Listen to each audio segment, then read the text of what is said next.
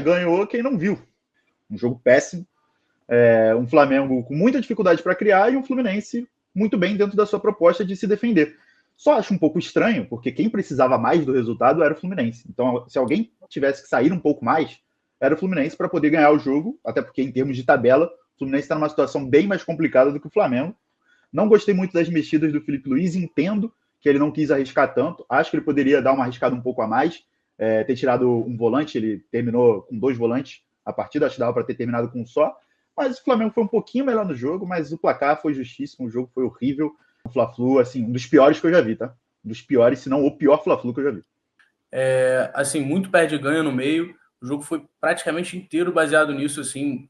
Ninguém conseguia manter uma posse, construir uma jogada mais elaborada. Eu acho que, assim, como o Vitor falou, o Fluminense precisava do resultado, mas ao mesmo tempo eu acho que adotou uma estratégia de jogar como o Fluminense sempre ganhou, assim, do Flamengo, de sofrer, mas achar um gol, sofrer e conseguir ganhar.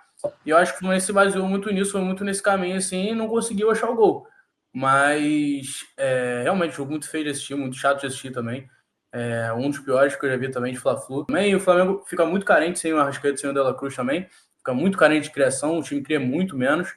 Então, já era um pouco até esperado que não criasse da mesma forma.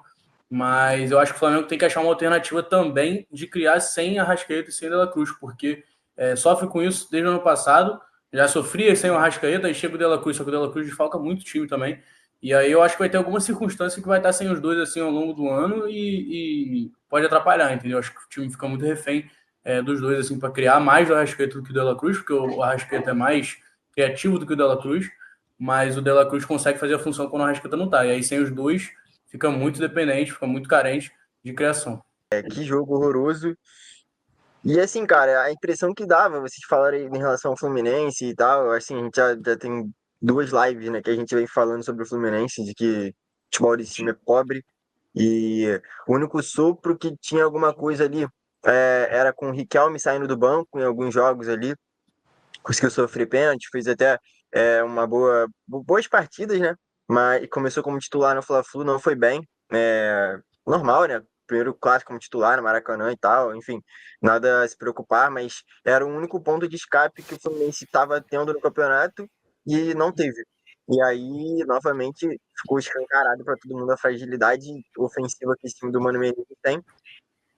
E a impressão que dava é que o Fluminense entrou para não perder para o Flamengo e aumentar a crise, sabe? Tipo, uma derrota no clássico, além de prejudicar o Fluminense ainda mais pensando em classificação, que sinceramente eu não sei muito se é objetivo, o quanto os times estão se preocupando muito com isso de classificar para a semifinal, sinceramente. Mas, além disso, eu acho que uma derrota no Fla-Flu poderia aumentar a crise e gerar ainda mais burburinho com o trabalho do Mano e você botar mais em xeque ainda alguns jogadores. Então, acho que o Fluminense fez o jogo mais burocrático possível para não perder ou não tomar uma goleada, assim.